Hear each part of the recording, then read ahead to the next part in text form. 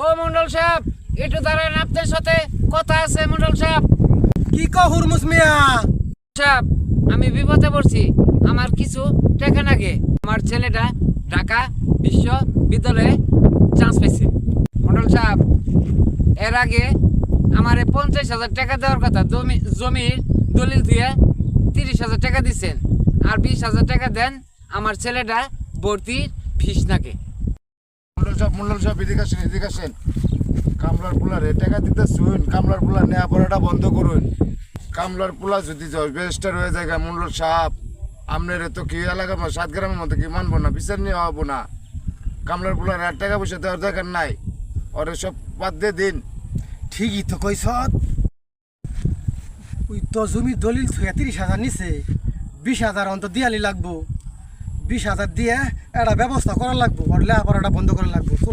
হুরমুস মিয়া শোনো, কামলার পোলা লেখাপড়া করলে কোনো লাভ হবো না, সার্টিফিকেট দিব না। কামলার পোলা কোনো দিন জজ ব্যবস্থা করার পাবো না। এর সে এক কাম করো, তোমার পোলারে আমার গদিতে পাঠাই দাও। আমার এই 10 গ্রামের জমি জমা দেখবো, আর ওর 5,000 টাকা বেতন দিব, 3 বেলা খাবো। তুমি কি কও? মন্ডল সাহেব, আমার ছেলের মায়ের খুবই আশা, ওর মা লেখাপড়া করাবই।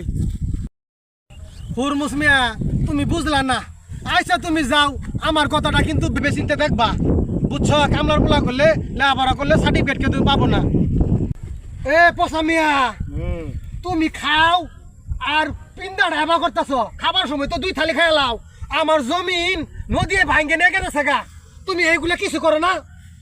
যাও, সেটা এদিক দিয়ে একটু ব্যবস্থা করো, কোদাল মুদাল নিয়ে আও। তুমি এদিক করো, আমি দেখতেছি। তুমি পচা মিয়া, আমার জমিন তো অর্ধেক নদী নিয়ে গেল গা। আমার তো তুই কইলি না, সর্বনাশ। নদী তো সব জমিন প্রতি বছরে বছরে নিয়ে গেছে 4-5 কাটা করে।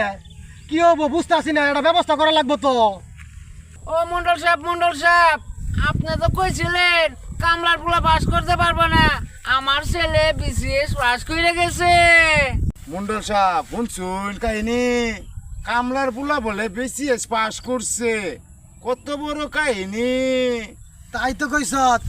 হুরমুস মিয়া শুন, যে তো পাস করুক, সার্টিফিকেট কিন্তু পাবো না কামলার পোলা। এটা কি কইলেন মন্ডল সাহেব, আমার ছেলে তো ম্যাজিস্ট্রেট হয়ে গেছে।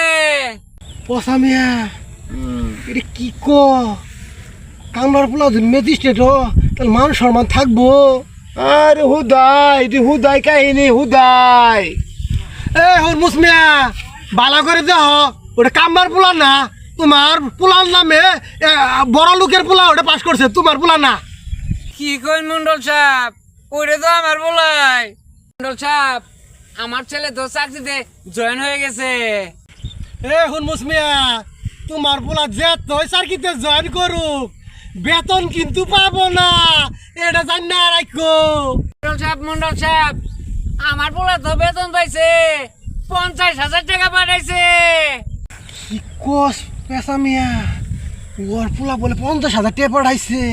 কামলা আমার বছর বানানটা কাম করে, আমার তো মান সম্মান যাবো গা। হুরমুস মিয়া, তোমার পোলা যে তোই বেতন পাক, ওইটি মার্কেটে চলবো না, ওইটা হলো জাল টাকা। ওই টাকাটা খবরদার কোন বাজার করবো না, তাহলে করলে পুলিশে ধরবো। মন্ডল সাহেব, আমি ওই টাকা দিয়ে না 2 কেজি গরুর মাংস নিলাম, 4টে ইলিশ মাছ নিলাম, আরো দেশি মুরগি কিনলাম। মন্ডল সাহেব, ওই টাকা তো জাল না, ওই টাকা তো বাজারে নিলই। পেশা মিয়া, মান সম্মান তো লিখ, আমি তো মাসে 2 কেজি মাংস কিনা পাই না।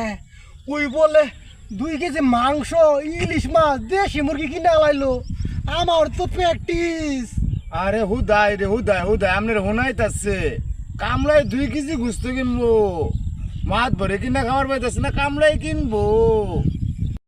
মন্ডল সাহেব, আমি এখন প্রতি শুক্রবারে 7 গ্রামের ফকির মিক্সিং যত আছে আমি এখন খাওয়াই, আর আপনার বাড়ির আশপাশে যত ফকির মিক্সিং আছে আমার বাড়িতে পাঠাই দিয়েন।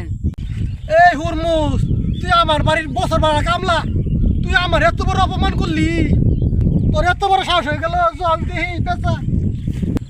ও মন্ডল সাহেব 10 গ্রামের মানুষ না দিহি ওর বাড়িতে বিচার চালিয়েছ আপনার বাড়ি তার আবো না আপনি শেষ হয়ে গেছো। কি কর এটা কি সম্ভব?